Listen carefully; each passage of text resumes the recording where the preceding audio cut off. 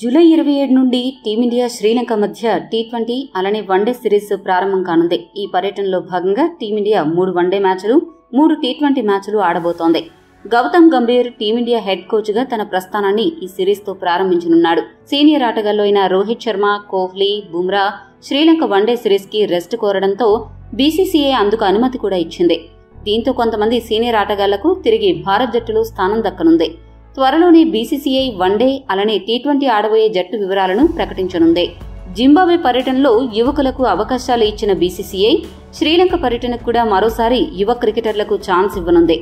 ముఖ్యంగా టీ20లలో యువకులు ఎక్కువగా అవకాశాలు దక్కించుకున్నారు.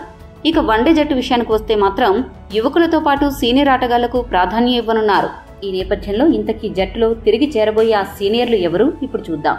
గత కొంతకాలంగా శ్రేయాస్ అయ్యర్ ని బీసీసీఐ పక్కన పెడుతూ వచ్చింది. దేశవాళీ క్రికెట్ అలానే రంజీ ట్రోఫీలు ఆడని కారణంగా అతడిపై బీసీసీఐ కోపంగా ఉంది అనే వార్తలు వెలువడ్డాయి. అయితే గత ఐపీఎల్లో కోల్కతా జట్టుని కెప్టెన్ గా సమర్థవంతంగా నడిపించడమే కాదు టైటిల్ కూడా సాధించేలా చేసి తన సత్తా చాటాడు శ్రేయాస్ అయ్యర్. అంతేగాక అప్పుడు ఆ జట్టుకి మెంటర్ గా పనిచేసిన గౌతమ్ గంభీర్ ప్రస్తుతం టీమిండియాకి కోచ్ గా వ్యవహరిస్తున్న కారణంగా శ్రేయస్ కి ఒక ఛాన్స్ ఇచ్చే అవకాశం ఉంది.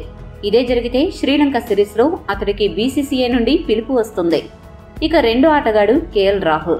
అతడికి తాజాగా జరిగిన టీ20 ప్రపంచ కప్ లో చోటు దక్కలేదు. అతడి కంటే ఓపెనర్ గా జైస్వాల్ లో దూకుడుగా ఆడే సత్తా ఉండడం, అదే సమయంలో పంత్ రీఎంట్రీ కారణంగా రాహుల్ ని పక్కన పెట్టారు.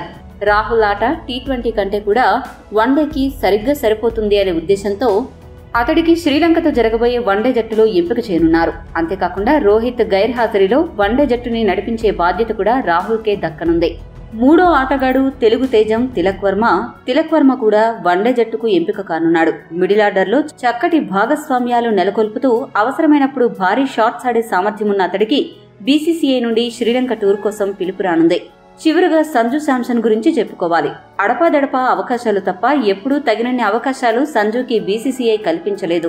తాజాగా జరిగిన టీ20 ప్రపంచ కప్ లో స్థానం దక్కినప్పటికీ తుది జట్టులో అతడికి స్థానం దొరకలేదు. కాగా జింబాబ్వేతో జరిగిన చివరి టీ20లో టాప్ ఆర్డర్ కుప్పకూలిన సమయంలో సంజు ఆడిన 58 పరుగులు జట్టు గెలుపుకి కీలకంగా మారాయి.